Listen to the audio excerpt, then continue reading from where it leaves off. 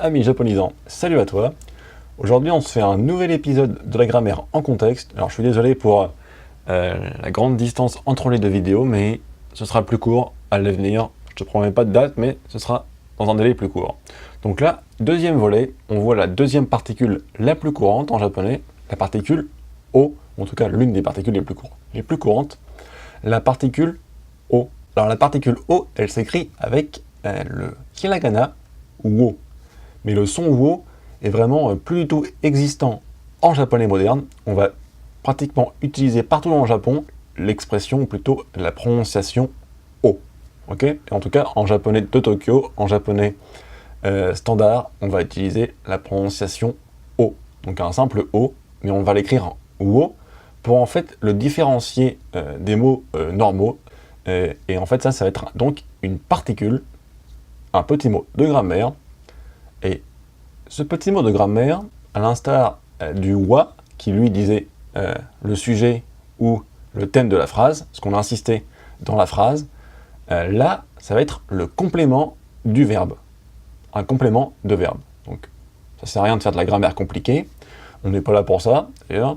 Là, il va s'agir de comprendre en fait comment ça marche, c'est très simple, c'est en fait ce qui répond la plupart du temps à la question « quoi ». Par exemple, je fais quoi, je mange quoi, et là, dans l'exemple qu'on va voir, c'est je connais qui. Alors, la planche que j'ai prise de manga, c'est Loco Denashi Blues. Donc c'est un manga, un shonen manga, avec donc une racaille qui fait une racaille de ouf, qui va devenir un champion de boxe, etc., qui s'appelle Maeda. Et là, en fait, la scène, c'est une autre racaille, enfin une petite raclure, quoi, qui raquette un mec, un autre élève, en disant qu'il connaît Maeda, tu vois, le boss, le mec balèze, là, et que donc, s'il lui file pas du fric, bah, il va le dire à Maeda, il va lui défoncer sa tête, quoi. Et là, t'as Maeda qui arrive, par derrière, tu vois, et qui lui fait, je te lis la phrase avec mon grand talent d'acteur, tu vas voir, oula, j'ai mon chat qui a fait tomber, comme d'habitude, quelque chose pendant que je fais une vidéo. C'est parti, je te lis la phrase, et puis on voit un peu comment ça marche.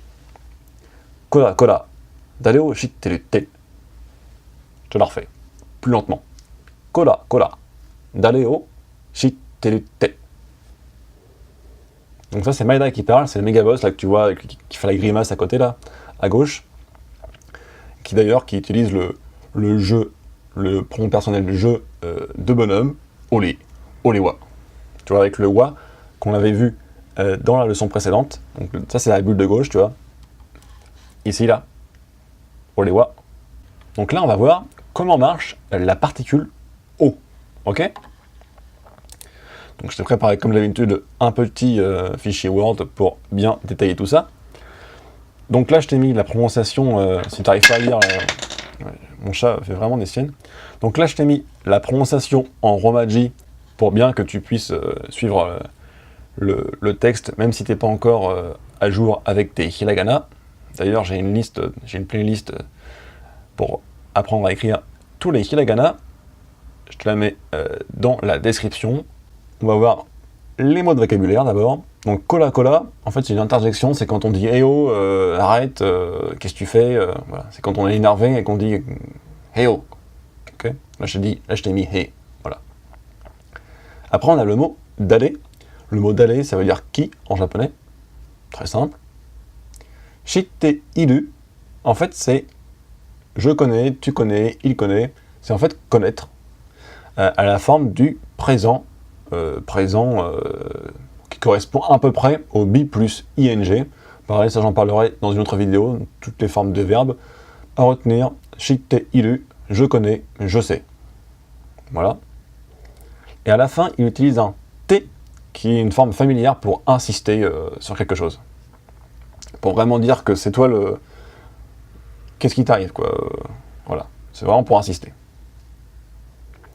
Alors, la particule O là que je t'ai mis en rouge, donc qui s'écrit bien avec le hiragana O, mais qui se prononce O, très important, il répond donc à la question « quoi » en général.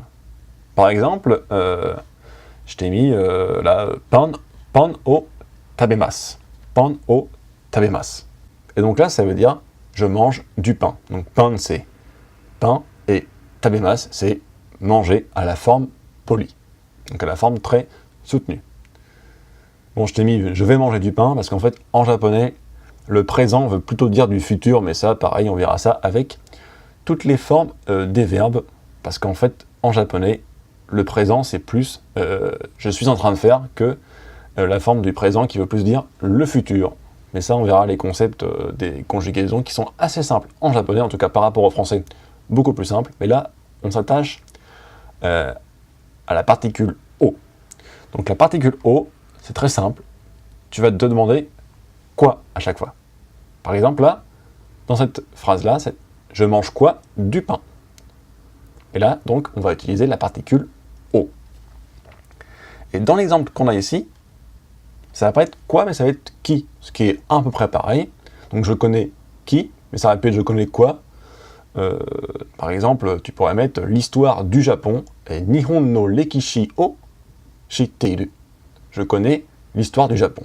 Ça fait un peu prétentieux parce que ça veut dire que tu connais à peu près toute l'histoire du Japon.